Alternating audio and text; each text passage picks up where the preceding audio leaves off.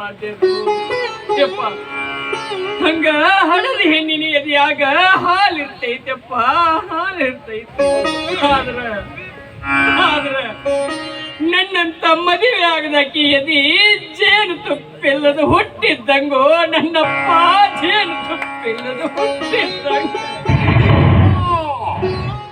ಈ ನಿನ್ನ ಮಗ ನಾಗಲಿಂಗನ ಸಲುವಾಗಿ ಮೀಸಲಾಗಿರುವ ನಿನ್ನ ಎದೆ ಹಾಲು ಇಲ್ಲ ಅಂತ ಸುಳ್ಳು ಹೇಳಿ ಅವನಲ್ಲಿಯೇ ಹೆಪ್ಪುಗಟ್ಟಿಸಬೇಡ ತಾಯಿ, ಹೆಪ್ಪುಗಟ್ಟಿಸಬೇಡ.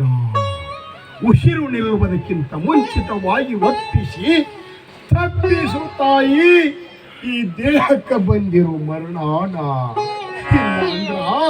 ಇಲ್ಲ ಅಂದ್ರ ನಿನಗ ಮೌನೇಶನ